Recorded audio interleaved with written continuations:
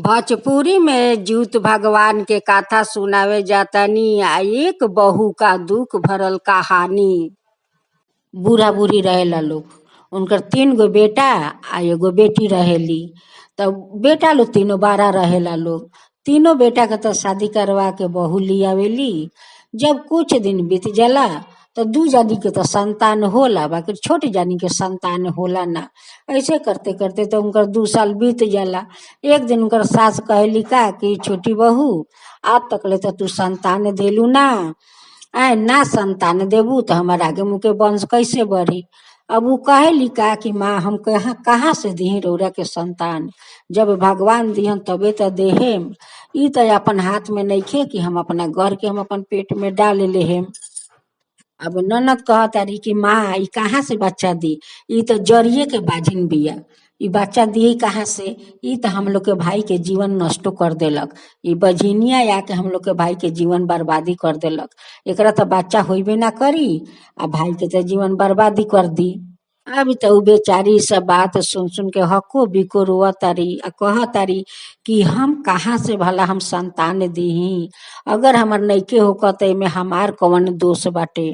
अभी तो दोनों जेठानियों लोग लागल ताना मारे, बाजिन बाजिन कहे लागल लोग, बाजिन के नाम से बोलावे लागल लोग। उनका के तो सारा दिन नौकरानी नहीं तो लागल लोग खटवावे। अब वो बेचारी तो सारा दिन नौकर नहीं तो काम करस, तब जाके एक मुट्ठी भात खास। वो भात खा के उनकर शांति ना मिले। ऐसे करते करते तब फिर जीउत भगवान के बरत आ गईल। अब तो उनका के कहत आलो जेठानी का कि देखे परसों तो जीउत भगवान के बरत बाटे, वो देख वो डेली में धान बा, सारा धान कूट ली है आ गेहूं पीस ली है कि हम लोग जीउत भगवान के देवे खातिर हम लोग पकवान बनाए। अब तो बेचारी सारा धान कुटली, गेहूं पीसली, घर दुआर सब गोबर माटी से लिपली आ बहुत सारा पकवान मिल के बनौलक लोग। तब तो उ सारा पकवान जेठानी लोग अपना घर में ले जाके रख देलक लोग आ रात में तो उनका के खाए तक ले ना देलक लोग। सारा पकवान अपना घर में रख के रसोई घर में ताला मार देलक लोग। तब कहली का उ हेवांती दुखियारी कि दीदी सब तो रौरा लोग पकवान अपना घर में तो ढुका देनी और रसोई घर में ताला मार देनी, हमहू तो जीउत भगवान के हमहू तो कुछ देहेम, हमरा के कुछ पकवान दी लोग। देखी हम तो 12 बरस के उम्र से हम खरजीउतिया करते आवतनी आ आज तकले हम व्रत करतनी जीउत भगवान के कि हमरा के कुछो तो देहम लोग, कि हम अपने जीउत भगवान के देहेम आ चिलू सियारिन के देहेम। अब उ कहता लोग का कि तू केकरा खातिर व्रत करबे, तू तो बाजिन बारे, तोरा तो कोनो संतान नइखे, तो तू जीउत भगवान के व्रत करके तू का करबे। अब तो उ दुखियारी बेचारी रोते रोते सूत गईली। अब सबेर में सब लोग उठ उठ के जीउत भगवान के देता टेलो खाए के, चिलू सियारिन के देता लोग। अभी का दे, सब तो इनका भी कुछ नहीं के। अब तो खोजा तारी कि हम का दी। देखा तारी कि एगो बिल में एगो टोपला बा, उ जब कागज के टोपला घींच तारी तो देखा तारी कि ओमे थोड़ा सा गेहूं के भूसी बाटे। उहे भूसी लेके अपने जीउत भगवान के चिलू सियानी के लेके देवे लिया। कहली का कि हे जीउत भगवान, रौरा के तो हम 12 साल के उम्र से हम आज तक ले खरजीउतिया करते आवतानी। आज देखी हम कौन मुसीबत में पड़ल बानी कि आज हम रौरा के कुछ देवे नहीं की सकत। इहे हमार भूसी रौरा शिकार करम आ हे चिलू सियारिन, इहे भूसी तू लोग शिकार करी है लोग, हमरा भी कुछ नहीं के भूसी के सेवा कि हम तोहरा लोग के देवे सकी। जब दे के जाके सब लोग सूत गए, वही सासू माँ के सपना में जीउत भगवान अइलन आ कहत रहन कि रे बुढ़िया, तू आज अपना पतोह के इतना दुख देता रे, तोहनी के 4 गो मिल के एगो दुखियारी पर अतना तोहनी के शासन अतना ओकरा के तोहनी के खटवाउलू स, 12 बिजन बनवाउलू स। आज तू अपना घर में बंद करके रख देले है कि उ अपने जीउत भगवान के ना दी। तू कतना कुकर्म बारे रे बूढ़ी, देख आज तू दूसरा के बेटी के तू अतना शास्ति देता रे। आज देख तोर बेटी कुंवारी बन के घर में पड़ल बाटे, ओकर रात तकले शादी ना भइल, फिर भी तू दूसरा के बेटी के तू ऐसे काहे करता रे।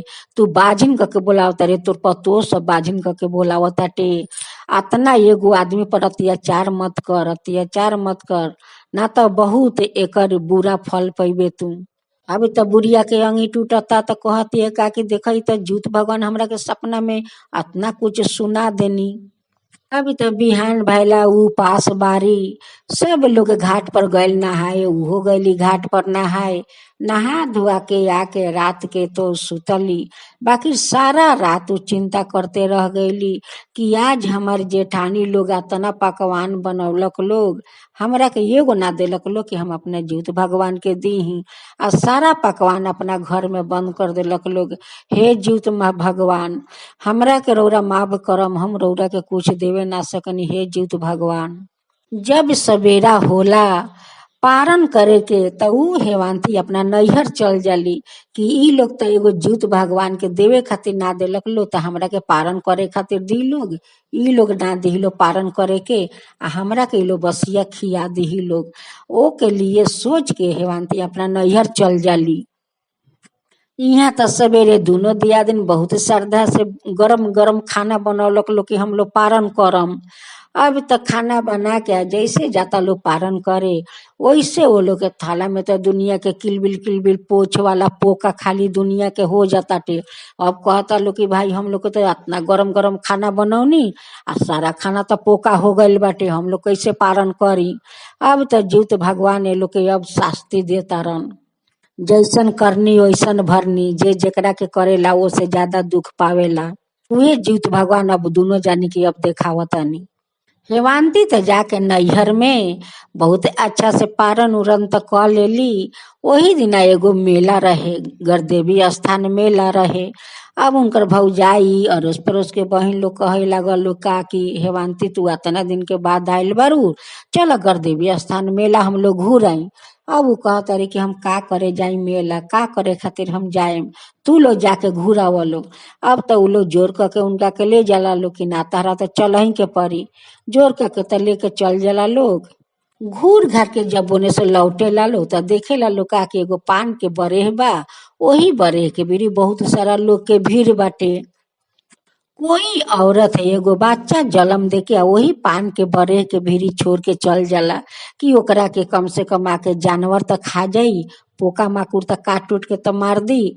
कहेला ना कि भगवान ना मरिहन तो आदमी मारे वाला नहीं खे, मारे वाला उहे भरन ना बचावे वाला उहे भरन।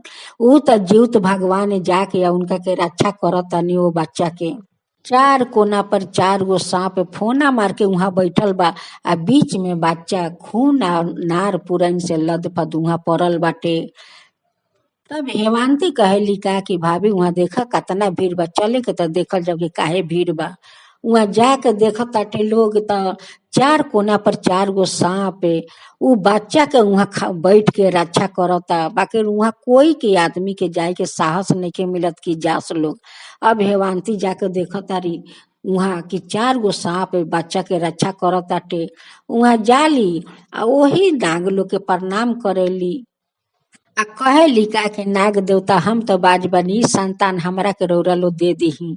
अब तो सांप वहां से चल जाला लोग पान के बरेह में, आ हेवांती वही खूने पानी सूधे अपना याचरा में बच्चा के उठा के चल आवेली।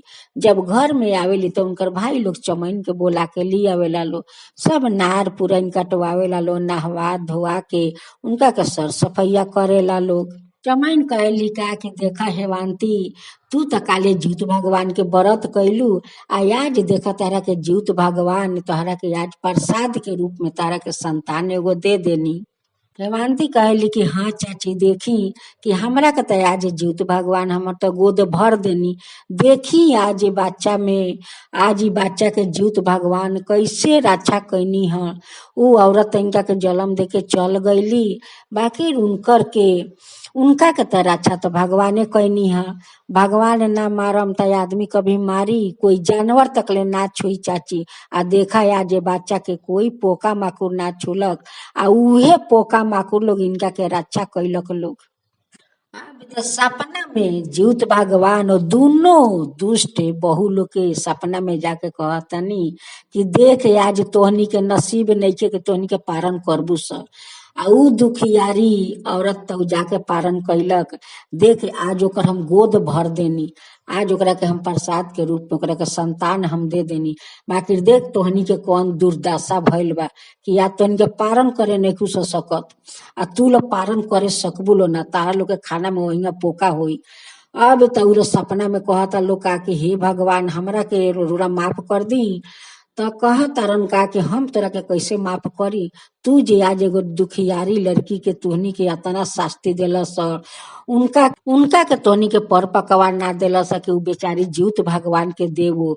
उ एक चुटकी कहीं से भूसी ओकरा मिलल, उहे भूसी दे के आ उ जाके सुत गला। देख आज पारण करे खातिर बेचारी उ अपना नैहर में गइल बा, आ तू लोग बना के गरम गरम पारण करबू, कैसे पारण करबू। उ दुखियारी यहाँ से दुख करके चल गला, तू लोग सुखे पारण करबू, तोहरा लोग के नसीब में नइखे लिखल पारण।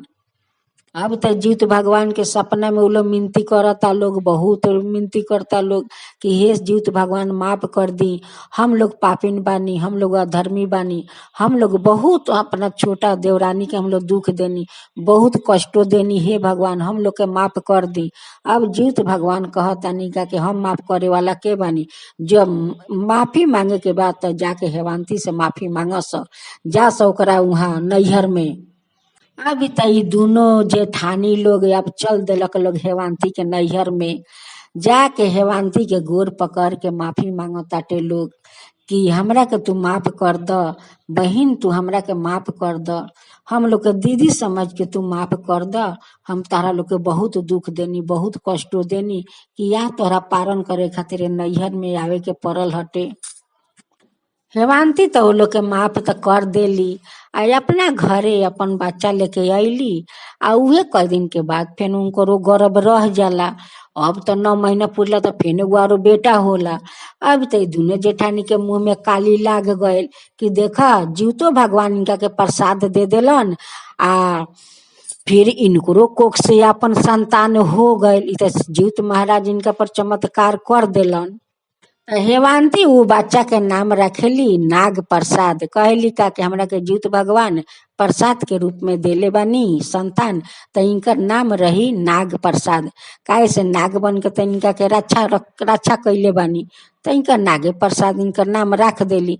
आ फिर जीवित भगवान उनको गोदी भर देनी। तब कह तरीका कि हे जीवित भगवान राउर तो महिमा अपरंपार बा, रौरा एगो प्रसाद के रूप में संतान देनी, फिर भी हमरो गोद भर देनी, ये से हमरा का चाही ज्यादा, है जीवित भगवान ऐसा ही कृपा रौरा हमरा पर बनौले रहम। हम अगला साल रौरा घाट पर हम बाजा बजा के हम जाए गंगा स्नान करे, हे जीवित भगवान हम बाजा बजा के जाए। अब तो हेवांती अगला साल आयल, बहुत धाम धूम से जीवित भगवान के व्रत कैली, बाजा बाजा के घाट पर गईली, बहुत श्रद्धा भक्ति से कहानी सुनली, आ सुन के अपना घर में आके कह तारी कि हे जीवित भगवान आज जैसे हमरा के रौरा प्रसाद के रूप में हमरा के संतान देनी, फिर हमार कोख भर देनी, हमार खुद कोख के बच्चा हम जन्म देनी, आज हमार दोनों हमार पूरा हो गए, हे जीवित भगवान रौरा राउर महिमा अपरंपार बा, हे जीवित भगवान ऐसा ही सब कोई के श्रद्धा पूरा करम, आ सब लोग के मन्नत पूरा करम, हे जीवित भगवान रौरा से बढ़ के बा दुनिया में। जय हे जीवित भगवान, जय जीवित भगवान। अगर हमार कहानी अच्छा लागे तो रौरा लोग जरूर एगो लाइक शेयर करम। सियाल और लोमड़ी के भोजपुरी में जीवित भगवान के कहानी सुनावे जाता, नहीं जरूर ही कहानी सुनम लोग। सियाल आ लोमड़ी दोनों जानी बहुत अच्छा सहेली रहेला लोग, दोनों सहेली जीवित भगवान के व्रत करी लोग।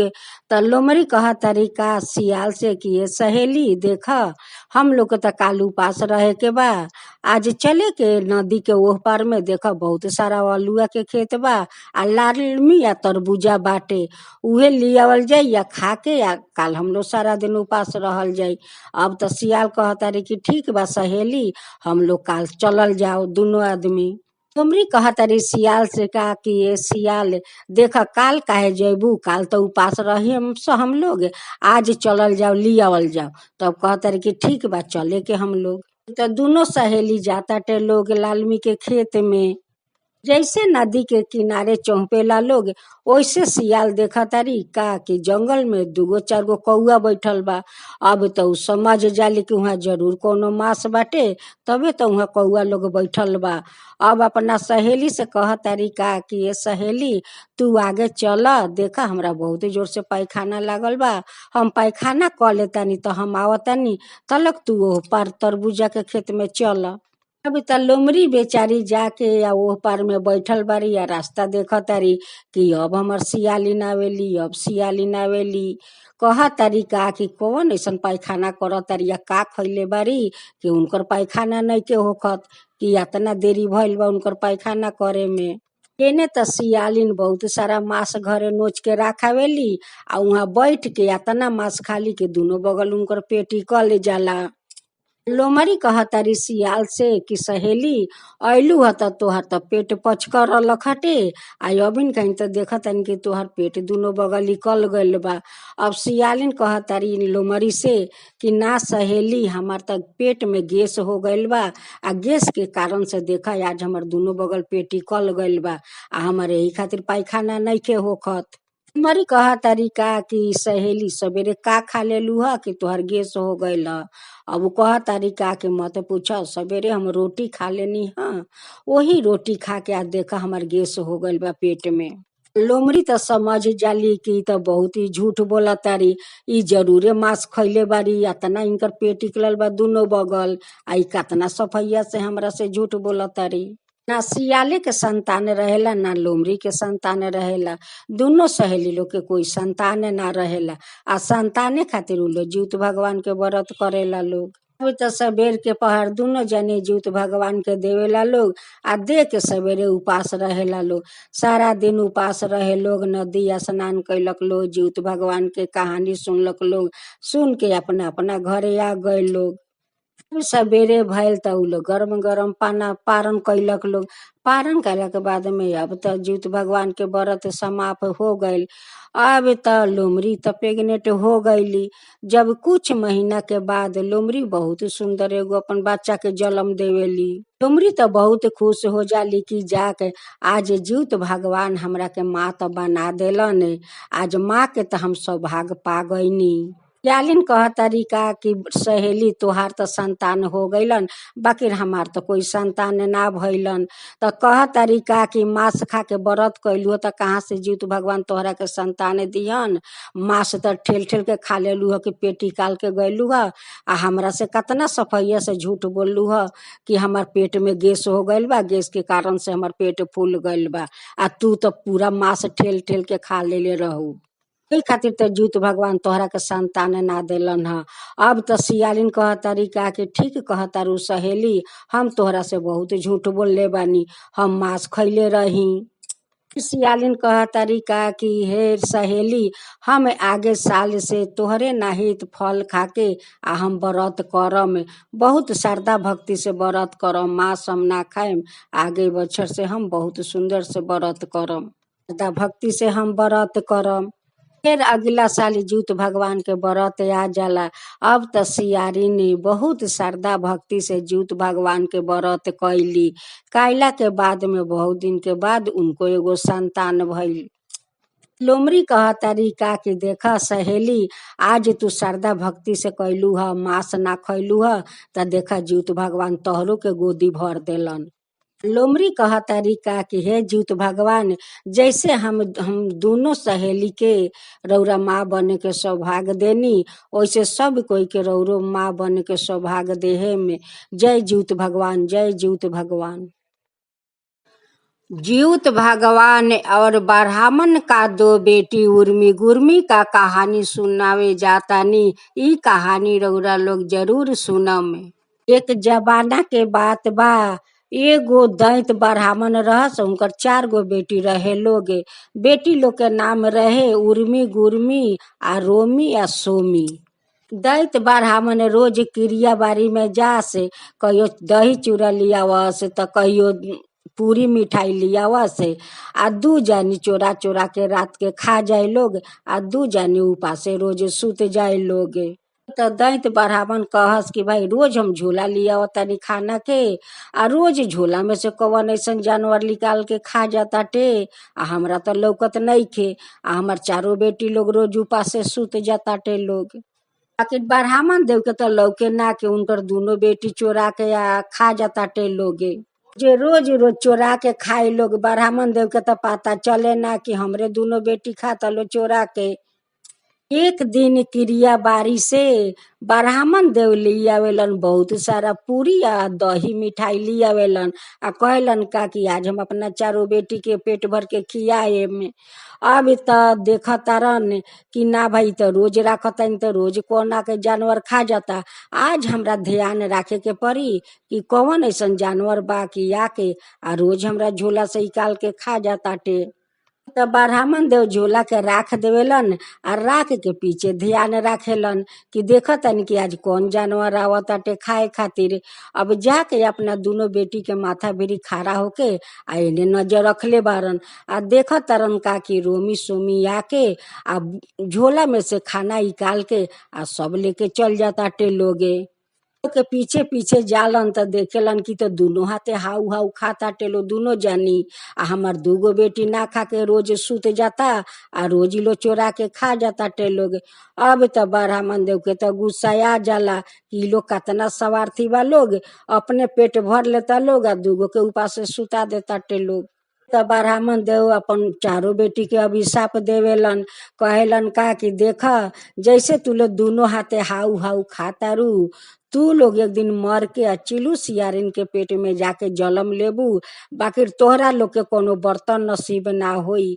एक दिन तोहरा लोग के झिंगुनी के पाता में खाए के लागी। आ दूगो बेटी के अभिशाप देवेलन उर्मी गुर्मी के कि देखा तू दोनों जानी मर के एक दिन आदमी के हृदय में जाके रूह बन के रहबू लोग, आ जब उ लोग आदमी मरी तो उनका रूह ऊपर में निकल के आ फिर जाके दूसरा जगह जन्म लीही, तो तू लो रूह के नाम से जानल जेबू लोग, आ उ लोग चिलू सियारिन के नाम से जानल जाई लोग। दैत ब्राह्मण अपना चारों बेटी के अभिशाप देवेलन, आ इहे बात वो लोग के बुझा के कहेलन। कुछ दिन के बाद त दैतो ब्राह्मण चल जालन भगवान के दुआर। अब त चारों जना के रूह निकल के आ वही मौत के गुफा में चारों जना के रूह जाके रहेला। एक दिन चारों बेटी लोग के प्राण आ उनकर बाबूजी के प्राण, अब चारों बेटी कहेला लोग का के बाबूजी तोहरा चले के बा महादेव के भीरी जाके आई विचार हमरा करे के बा कि हम लोग के तू ऐसन काहे तू अभिशाप देला। त महादेव के भीरी उ लोग पांचों बाप बेटी जाला लोग, आ जाके कहेला लोग का कि भगवान अब रौरे विचार करी कि बाबूजी हम लोग के ऐसन काहे अभिशाप देलन। त महादेव भगवान कहतानी का कि देखा लोगनी इहे बाटे विधि विधान आ रीति रिवाज, आ उहे तोहार बाबूजी कइले बारन। तोहरा लोग के अभिशाप दे के तोहर बाबूजी कोई खराब काम नइखन कइलेन। ई त जो रीति रिवाज बा दुनिया में उहे उ कइले बारन। तू बहिन के रूह सारा दुनिया के आत्मा में जाके वास करिहन, आ दू जानी के तू लोग चिलू सियारिन के पेट में जाके तू लोग वास करब लोगनी, आ तू लोग चिलू सियारिन बन के रहबू लोगनी। देव जी कहतानी का कि देखा लोग एक रूप हमारे होई जीवित भगवान के, साल में एक दिन जीवित भगवान के नाम के पूजा होई, तोहरो लोग के भोजन मिली। सारा दुनिया में सभी औरत लोग अपना संतान खातिर जीवित भगवान के नाम के पूजा करी लोगे, आ भोर में दिही लोगे भोजन उन्हीं के पाता पर। तू झिंगुनी के पाता पर भोजन निकाली लोग, एगो रूह के नाम से दी लोग आ एगो चिलू सियारिन के नाम से दी लोग। रूह के मतलब कि मरवाला लोग के एक पाता पर दी लोग भोजन, आ एक पाता पर दिया उ जवन होई कि चिलू सियारिन के। जेकरा घर में जे बूढ़ पुरनिया खा के मरल होके लोग उहे उहे लोग भोजन बना के आ उ लोग झिंगुनी के पाता पर दी लोग, एगो मरवाला के नाम से आ एगो चिलू सियारिन के नाम से। जो माता लोग अपना संतान खातिर श्रद्धा भक्ति से जीउत भगवान के व्रत करी लोग, ओ लोग के ना साग पात काटे के बा, ना कोई खर तुरे के बाटे। एकदम निर्जल उपास होके 24 घंटा रहे के बा, निर्जल उपास दिन रात के तब जाके जीउत भगवान के व्रत पूरा करे के बा। आ सबेर में उठ के कोई माँ जे में बासी खाना ना खा से उठ के जो भी घर में होके उ गरम बना के खाना खाए के लागी। और गरम खाना खइहन, उनकर बच्चा लोग अमर बन के रहिहन। एक जुग में ई दैत ब्राह्मण अपना चारों बेटी के अभिशाप देले रहस। आज तकले उहे कारण से आदमी जीउत भगवान के व्रत करताटे कि एगो रूह के नाम से खाना इकलता, आ एगो चिलू सियारिन के नाम से खाना इकलता। त आज ई दैत ब्राह्मण इहे अपना चारों बेटी के अभिशाप देलन, आ आज तकले उहे लेके आदमी आज तक उ व्रत करताटे। जीउत भगवान त सभी लोग के प्राण के रक्षा करीला। उहे महादेव तो जीउत भगवान के एक रूप लेले बानी, उहे सभिन के रक्षा करीला। महादेवे के बहिन बानी जीउत बाहिनी। जय जीउत भगवान, जय जीउत भगवान। जीउत भगवान और एक राजा के कहानी भोजपुरी में सुनावे जातानी। रौरा लोग जरूर सुनम लोग कहानी। बहुत साल पहले के कहानी बा। एक दिन एक बूढ़ी माँ रास्ता में बैठल रहस। वही दिन नहा खाए के रहे, आ वही दिन बूढ़ी माँ रास्ता में बैठल रहस। बहुत सारा औरत जात रहे लोग। सब औरत लोग के कहस बूढ़ी माँ कि ये बेटी हमरा के अपना घर में ले चल, आ ई मोटरी अपना घर में ले चल, हमरा के अपना घर में ले चल। अब तो सभी औरत लोग चल जाता लोग, बाकी बूढ़ी माँ के तो कोई बात नहीं के सुनत। कहेला ना आदमी कि सब कोई के घर में भगवान ना ढुकसे। उ जेकर नसीब अच्छा रहेला ओकरे घर में भगवान ढुकेलन। अब तो बूढ़ी माई इतना औरत लोग के कहली, कोई औरत उनकर बात नहीं के सुनत। आ सब के कहत रही कि बेटी हमरा के अपना घर में ले चल, बेटी हमरा के अपना घर में ले चल। बाकी कोई ना सुनलक। वही पर एक राजा अपन नौकर लोग के लेके बैठ के आ चाह खात रहस। आ सब राजा देखत तारन कि वो बूढ़ी माँ सब लोग के निहोरा करत तारी कि अपना घर में ले चल, अपना घर में ले चल। बाकी बूढ़ी माँ के तो कोई बात सुनत नहीं खे। तब राजा आवेलन कहेलन का कि बूढ़ी माँ हमरा घर में चल, हम तोहरा के अपना घर में ले चलम। हमरा तो बहुत बड़ा राजमहल बा, वही में तू रही है। अब तो राजा बहुत श्रद्धा से बूढ़ी माँ के ले लेवेलन हाथ में मोटरी, या बूढ़ी माई के साथे लेके अपना राजमहल में तो राजा चल जालन। बाकी रे राजा साहेब जे हाथ में मोटरी लेके जालन आ साथ में बूढ़ी माँ के ले जालन, ओ नौकर लोग के तो आँख पर नहीं लौकत बूढ़ी माँ, आ नहीं लौकत राजा के हाथ में कोई मोटरी। अब तो राजा साहेब अपना घर में ले जालन, आ ले जाके बूढ़ी माई के बहुत इज्जत सम्मान करेलन। उ थरिया में खाना उना परोस के रानी से कह के कि रानी के थरिया में खाना परोस द। खाना उना परोस के वो बूढ़ी माई के बहुत श्रद्धा से राजा अपना हाथ से खाना खियाइला, आ कहिला कि बूढ़ी माई रउरा खाना खा के आ यही जगह यही बिछौना पर सूत जाई। राजा साहब चौकी पर बहुत सुंदर बिछौना कर दिला, आ कहिला कि बूढ़ी माई यही पर अब सो जाई, कोई यहाँ और असुविधा ना होई। ऊ तो कोई बूढ़ी मन रहस ना, ऊ तो जीउत बाहिनी रहस। अब तो राजा या रानी दोनों जना वो बूढ़ी माँ से कहता लोग कि हे बूढ़ी माता, हमरा घर में तो बहुत धन संपत्ति सब बा, वन धन सब कुछ भरल बा, बाकी एके गो हमार कमी बा कि हम लोग के कोई संतान नहीं खे। ए बूढ़ी माँ हम लोग तो एगो संतान खातिर तरसतानी, बाकी राज तकले हम लोग के कोई संतान ना भइल। बूढ़ी माँ कह तारी का रानी के कि बेटी तू जीवत बहन के पूजा करेलू। उ कह तारी कि हम बूढ़ी माता हम तो जीवत भगवान के पूजा करीला। आजे तो सब कोई नहा खा के खाना खैलक, हमू नहा के खाना खैनी है।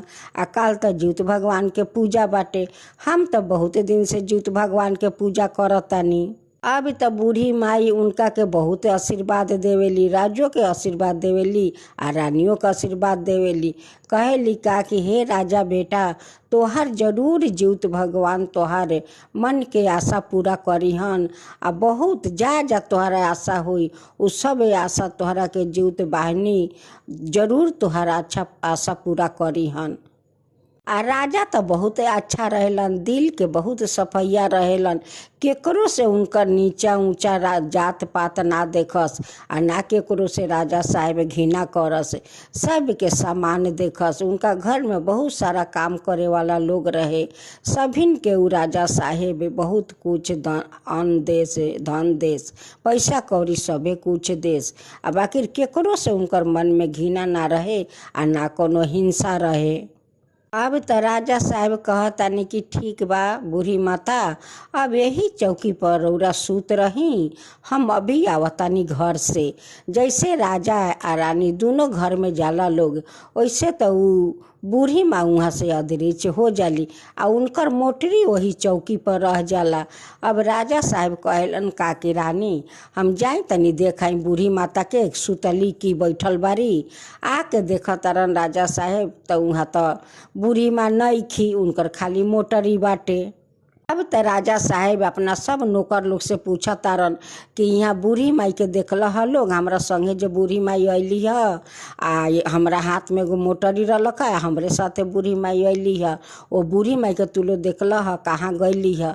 अब तो सब नौकर कहता लोग का कि राजा साहेब हम तो ना रौरा हाथ में मोटरी देखनी है आ ना रौरा साथ में कोई बूढ़ी माई के देखनी है, रौरा तो घर में अकेला ही गईनी है। अब तो उ कहत रहन राजा का कि तू लोग का बोलत रह, तोहरे लोग के सामने तो हम गईनी है बूढ़ी माँ के लेके आ हमरा हाथ में एगो मोटरी रलक ह, तोहरा लोग के सामने से तो गईनी है। उ लोग कहता का कि ना राजा साहेब हम लोग तो कोई मोटरी हाथ में ना देखनी है आ ना देखनी है कोई बूढ़ी माँ के हम कि साथे जातरी, कोई बूढ़ी माँ तो राजमहल में ना अली है, रौरा तो अकेला ही अनी है। अभी बात सुन के त राजा साहब तक चकित हो जालन, कहेलन कि भाई हम लिए नी है बूढ़ी माँ के साथे आ ये लोग के आँख से कैसे ना लौकल है, ये लोग कैसे ना देखलक है लोग। अब त राजा जाके रानी से कहतारन कि सुन हो रानी कि हम सब के सामने में वो बूढ़ी माई के अपना साथे लिए नी है, कोई नहीं के घर में कहत कि हमरा घर में हमरा साथ बूढ़ी माई कोई अली है आ ना हमरा कोई हाथ में कोई मोटरी देखलक ह। तो देखत तो बहुत अचकित के बात बाटे। अब त रानी कह तारी का कि हे स्वामी कहीं तो जीवत बाहिनी तो ना रली ह कि तू ही खाली देखल ह आ और कोई के नज़र पर ना पड़ली ह। भगवान ना देवता लोग जरा साथ जाला लोग उहे देखेला लोग, दोसर कोई के नज़र पर उ ना आवे लोग आ ना कोई दिखाई देवेला लोग दूसरा कोई के नज़र पर, कहीं जीवत बाहिनी तो ना रली ह। अब त राजा कहतरन का कि पाता नहीं खे कि जीवत बाहनी रली है ना के रली है, अब तो उनकर कोई पाता नहीं खे। अब रात में दोनों जना खा पी के सूत जाला लोग, त राजा के सपना में वो जीवत बाहनी आवेली। कह तारी का कि बेटा ए राजा बेटा तू केकरा के खोजता रह। अब तो राजा साहब कहतारन कि वही बूढ़ी माई के तो हम खोजतानी कि कहाँ चल गईली। तो कहतारी का कि वो तो कोई बूढ़ी माई ना रली है, उ तो जीवत बाहनी रली है। बहुत आदमी के घर में जाए के बहुत चेष्टा कैली है, बाकी कोई उनका के ना ले गईल है। आ देख राजा बेटा तू ही तो हमरा के घर में ली अल है आ तू अपना हाथ से भोजन करौल बिछौना करके बैठौल, कतना हमरा के तू सम्मान दिल है, कतना हमरा के इज्जत दिल है। देखा वो मोटरी खोल के देखी है, मोटरी में बहुत सारा अनमोल धन बाटे। वो मोटरी कोई मोटरी नहीं खे, वो मोटरी में इतना अनमोल धन बा कि तोहार धन 10 पुस्तक खाई फिर भी तोहार धन शेष ना होई। अभी त राजा जाके मोटरी देखा तारन त मोटरी में तो बहुत हीरा मोती बाटे आ बहुत सारा सोना के मोहर बा। अब त राजा साहेब आ रानी कह तारी कि देख हम लोग के त ऐसे ही आगे से यातना धन बा कि खा के शेष नहीं स करे सकत, आ फेन हमरा के जीवित बाहिनी खुशी होके हमरा के धन दे गईनी। अब त राजा साहेब कहतानी का कि देख हमरा भेरी यातना धन पर धन हमरा के जीवित भगवान दे देनी। अब उ जीवित बाहिनी कहतारी का कि राजा बेटा चिंता मत कर, तो जे तोहार मन में जो आशा बा उ जरूर तोहरा के जीवते भगवान तोहरा के जरूर तोहरा आशा पूरा करीहन।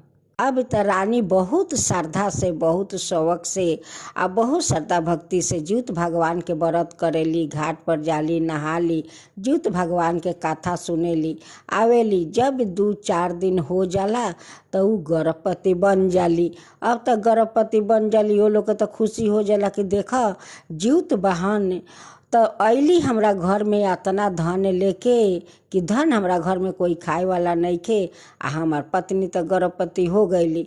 9 महीना के बाद खूब सुंदर एगो बेटी के जन्म देवेली।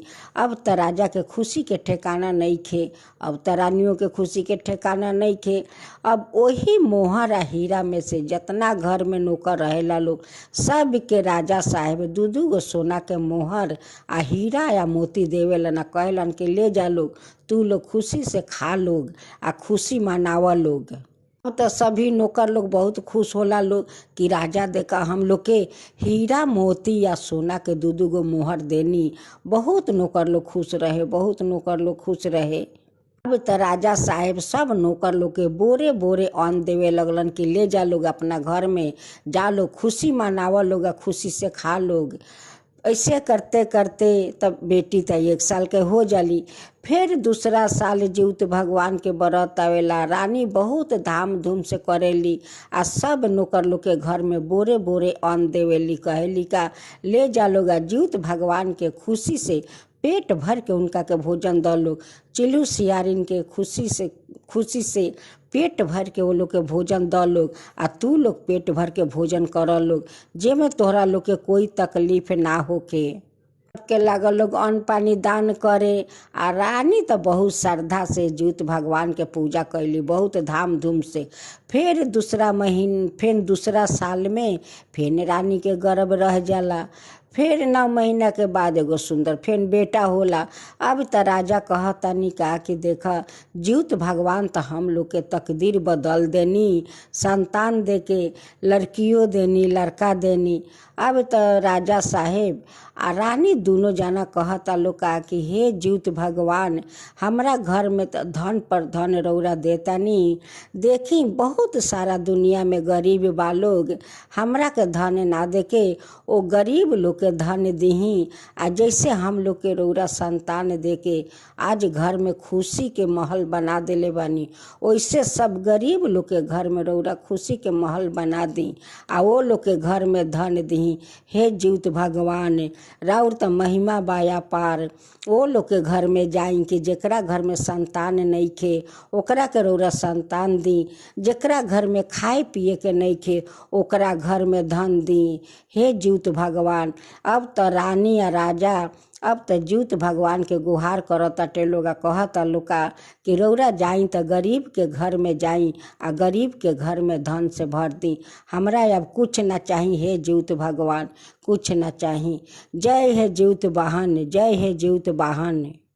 जीवित भगवान आ राजू के दुख भरल कहानी सुनावे जातानी। कहानी रौरा लोग जरूर सुनम लोगे।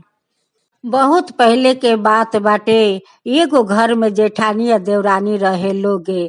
देवरानी के एगो बेटा रहस आ जेठानी के 2 गो बेटा रहस। आ जेठानी अपना देवरानी से बहुत हिंसा करस।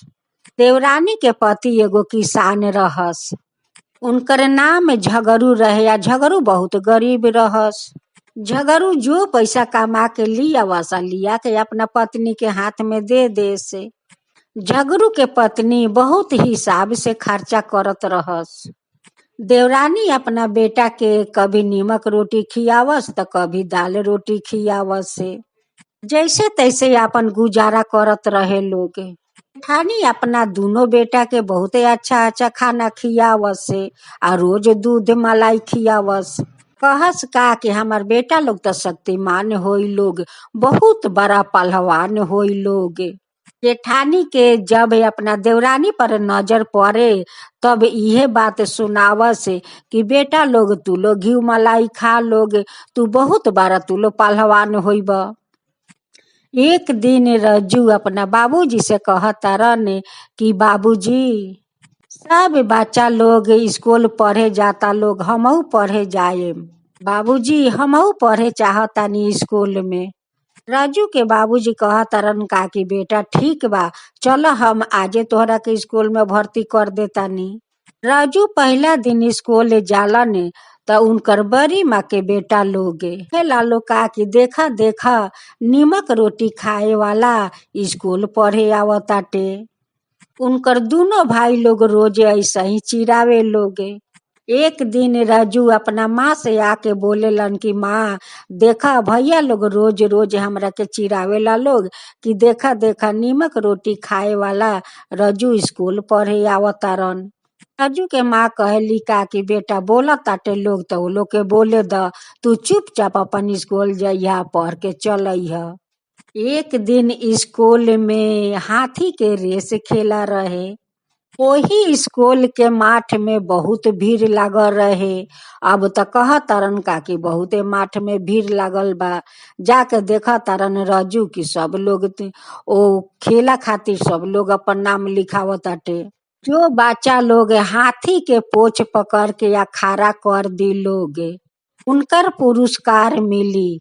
राजू अपना घर में जाके अपना माँ से कहतारन का कि माँ माठ में हाथी रेस खेला बाटे, हमहू हाथी खेला में नाम लिखौनी है। राजू के माँ कहतारी का कि बेटा तू तो बहुत कमजोर बारा, आ हाथी के पोछ पकड़ के आ खड़ा कैल कोई आसान बात नइखे बेटा। देखा बेटा काल त जीउत बहन के बरत बाटे, आ तू कैसे जइब। राजू कहतारन कि माँ तू तो जइबू सांझ के नदी नहाए। हाँ हम तो तब तक तो हम घरे आ जाए माँ। राजू तो बहुत होशियार रहस। कोई बच्चा लोग हाथी के पोछ पकड़ के खड़ा ना करे सकल लोग, सब बच्चा लोग तहार गए लोग।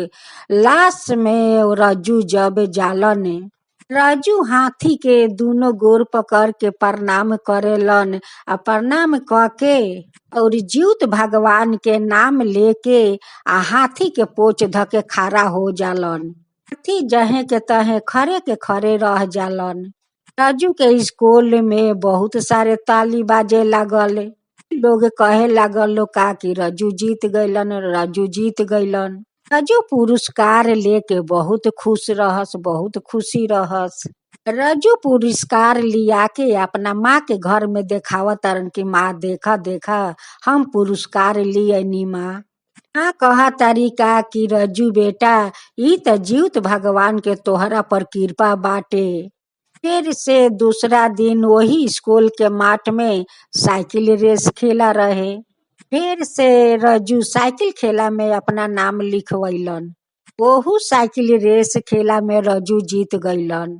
तब राजू पुरस्कार लेके अपना घर में अइलन।